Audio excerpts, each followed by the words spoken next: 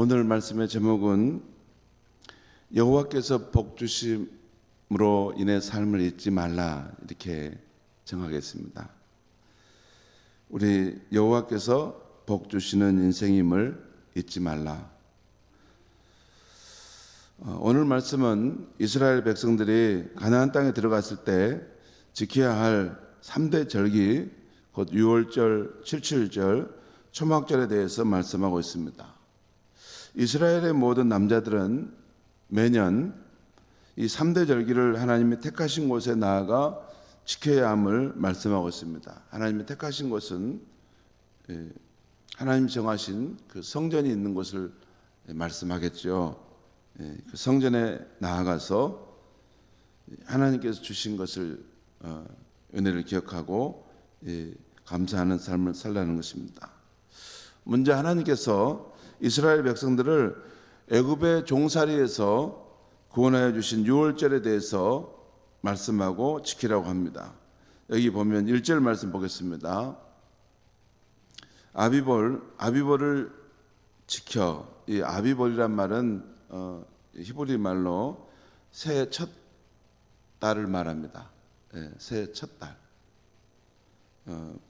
이스라엘 백성들이 구원함을 받은 그 날을 기점으로 새해를 시작합니다. 그래서 아비볼은 새해 첫 달을 지켜 내 하나님 여호와께 유월절을 행하라. 이는 아비볼의 새해 첫 달에 내 하나님 여호와께서 밤에 너를 애굽에서 인도하여 내셨습니다. 여기 보면 내 하나님 여호와께서 너를 애굽에서 인도하여 내셨는데 그때가 언제라고요? 밤에 어두움 밤에 두려움에 떨고 있을 그때 하나님께서 너를 그 종살이에서 구원해 주셨다는 것을 기억하라는 것입니다. 출애굽기 12장에 보면 하나님께서 밤에 애굽의 장자와 짐승에 처음 난 것을 치실 때 이스라엘 사람들은 어린 양을 잡아서 그 피를 집 문에 칠하고 모두 집에 들어가 숨 죽이고 있었습니다. 그리고 그 다음 날 바로 왕은 모세를 불러서 이스라엘 그 백성들을 이제 더 이상 이곳에 두지 말고 애굽 땅에서 다 데리고 가라 명령합니다. 그래서 출애굽, 애굽을 벗어나는 역사가 시작되죠. 이날은 이스라엘 백성들이 애굽에 들어가 산 지 430년이 된 때였습니다. 430년이면 짧진 않죠. 430년이 된 때였습니다. 우리나라가 36년간의 일제 강점기에서 해방되었던 것처럼 하나님의 은혜로 이스라엘은 종살이에서 해방되었던 것입니다. 이스라엘 백성들이 지금은 광야 생활을 하지만 하나님의 약속의 땅에 들어가거든 이 유월절을 기억하여 지키라는 것입니다. 그들이 어떻게 하나님의 크신 은혜, 특별한 은혜로 구원을 받았는지 자신의 평생뿐만 아니라 자손 대대로 잊지 않게 하라는 것입니다.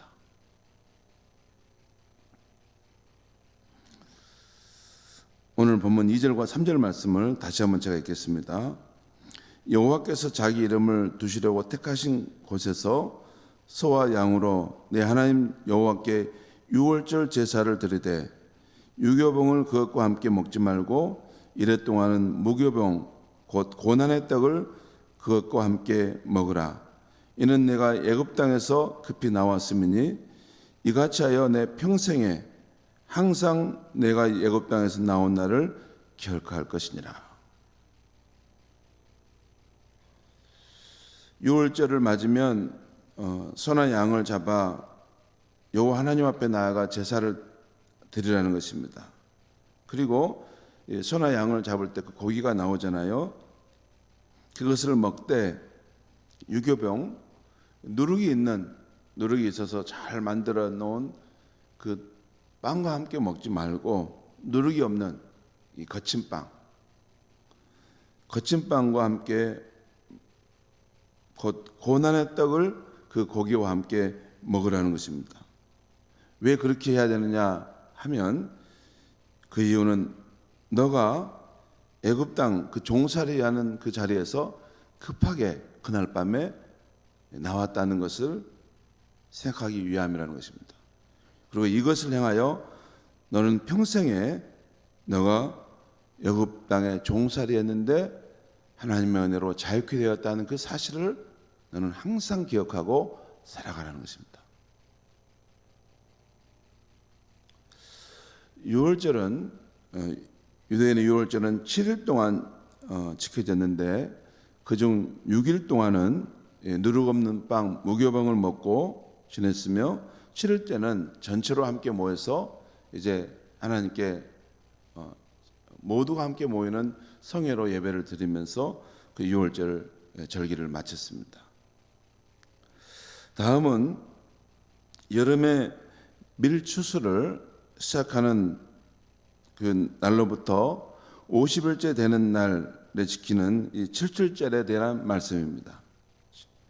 밀추수를 시작하는 그때부터 딱 50일이 될 때 지키는 칠칠절입니다.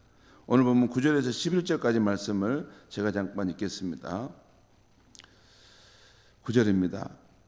7주를 셀지니 곡식의 낫을 대는 첫날부터 7주를 세어 내 하나님 여호와 앞에 칠칠절을 지키되 여기서의 곡식은 이스라엘 땅은 밀입니다. 밀을 재배합니다. 그래서 이 곡식의 밀 추수를 시작한 날로부터 7주를 지난 때, 그러니까 50일째 내 하나님 앞에 칠절을 지키라는 것입니다.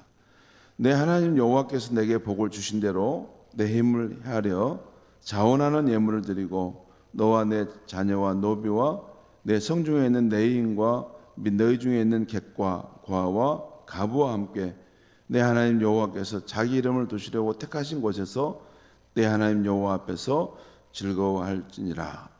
그러니까 밀추수 한 해의 첫 수확을 거두고 난 다음에 하나님이 복 주셔서 그 농사가 잘 된 것으로 인해서 하나님께 나와 그 감사의 예배를 드리고 또 하나님이 너에게 축복하여 주신 것을 가지고 주변에 어려운 가난한 이웃들과 함께 그것을 먹고 나누라는 것입니다.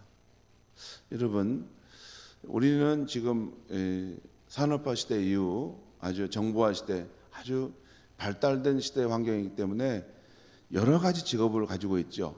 수없이 많은 직업을 가지고 있습니다. 하지만 옛날 이스라엘 백성들이 살 때는 직업이라 해봤자 몇 개 안 되는 것이죠. 특별히 이게 목축업이나 또는 농업, 가장 기본적인 것, 또 사람의 옷을 만들고 신발을 받는 거, 이런 것들. 이제 가장 중요한 것은 이렇게 농업이죠. 농업, 땅에서 소산물을 얻는 것, 그것으로 그 문명을 이루고 살지 않습니까? 그러니까 첫 수확을 마치고 나서 하나님 주신 축복하여 주신 것을 가지고 그 하나님의 은혜에 감사하며 살아야 한다는 것입니다. 이 칠칠절은 이것을 우리 한국 기독교인들의 경우는 7월 초순에 보리 추수를 하고 나서 감사하는 그 맥추절 감사절과 같은 것입니다. 그리고 다음은 가을 추수를 마쳤을 때 한 해의 농사를 감사하며 드리는 초막절에 대한 말씀이 나옵니다.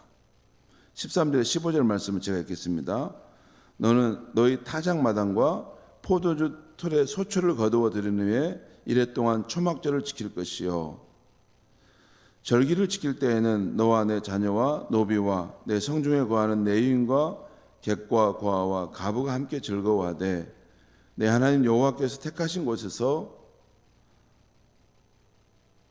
너는 이래 동안 내 하나님 여호와 앞에 절기를 지키고 내 하나님 여호와께서 내 모든 소출과 내 손으로 행한 모든 일에 복 주실 것이니 너는 온전히 즐거워할지니라.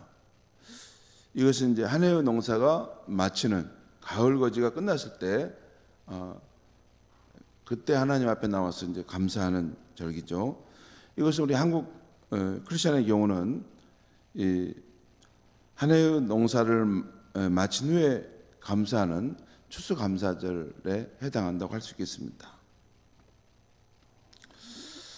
성도 여러분, 이 6월절, 77절, 또 이 초막절, 이 세 절기들은 보잘것없는 변방의 이스라엘 백성들이 하나님의 언약 백성이 된 것과 또한 그들이 날마다 먹는 일용할 양식들이 모두 하나님의 선물과 같은 은혜와 하나님 복 주셔서 사는 것임을 알아서 너희는 늘 그 하나님의 은혜를 감사하며 살라는 것입니다.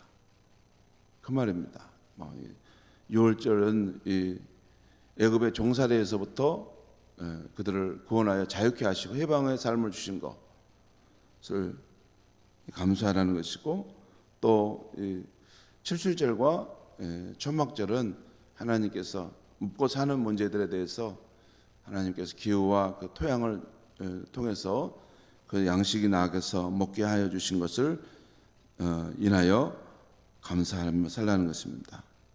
신약 시대를 사는 우리의 경우라면 예수 그리스도의 십자가의 은혜로 하나님의 언약 백성이 되고 또 하나님의 복 주심을 따라 살아가는 우리의 자유와 그 축복은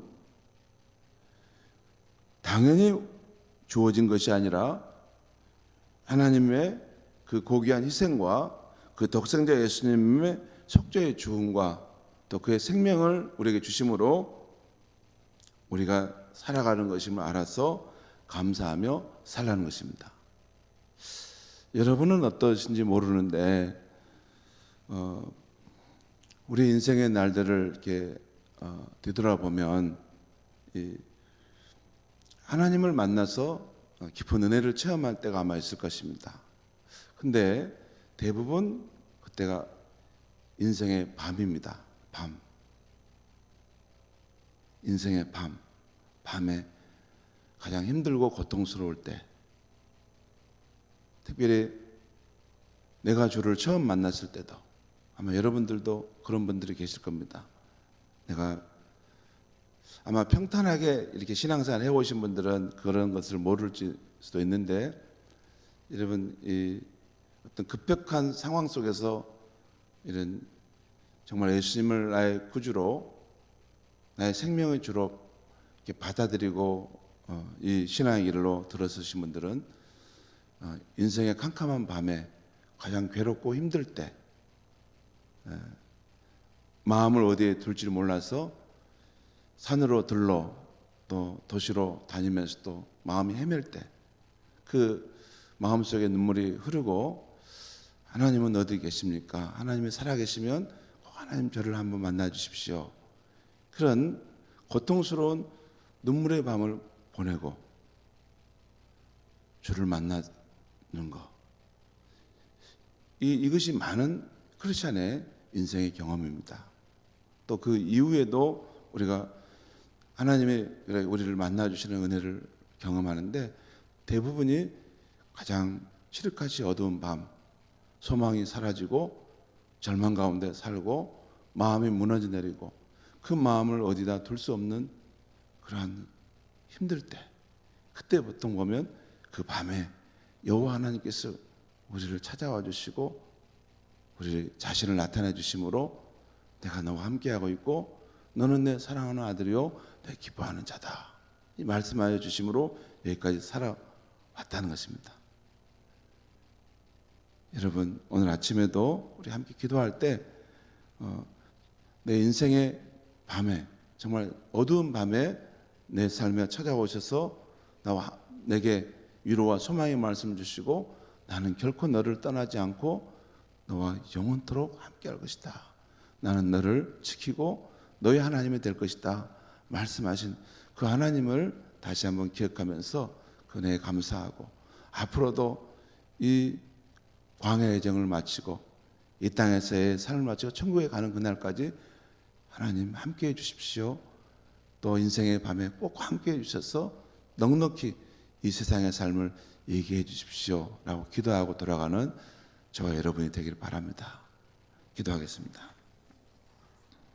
하나님 아버지, 오늘 이스라엘 백성들이 하나님의 복주심으로 인해서 살아가는 것임을 잊지 말라고 새 절기를 가르쳐 주신 것을 보았습니다. 하나님 아버지, 우리의 생명의 출발과 또 우리가 이 땅에서 이 험한 세상 속에서 여기까지 헤쳐나온 과정들, 하나님께서 우리 인생의 캄캄한 밤에 마음을 어디 둘 데가 없어서 낙심하고 슬퍼하며 우울해 있을 때 우리의 인생 가운데 성령으로 찾아오셔서 우리의 영혼을 만져주시고 또 힘을 주시고, 힘을 내라, 내가 너와 함께하고 있고 너는 내 사랑하는 자녀요 내 기뻐하는 자라 말씀하시는 그 하나님과의 인격적인 만남의 날들로 인해서 여기까지 살아왔습니다. 하나님 아버지, 우리의 남은 생애, 남은 광야의 여정을 지나 하늘의 본향에 돌아가는 그때까지 하나님 주시는 이 거룩한 사명을 잘 감당할 수 있도록 하나님께서 또 은혜를 베풀어 주시옵소서. 우리의 인생의 밤에 우리를 홀로 두지 아니하고 우리의 영혼 깊은 곳에 찾아오셔서 우리에게 위로와 소망을 주시는 하나님을 더욱더 깊이 만나며 이 세상의 길을 잘 지나갈 수 있는 우리가 되게 하여 주시옵소서. 예수님의 이름으로 기도하옵나이다. 아멘.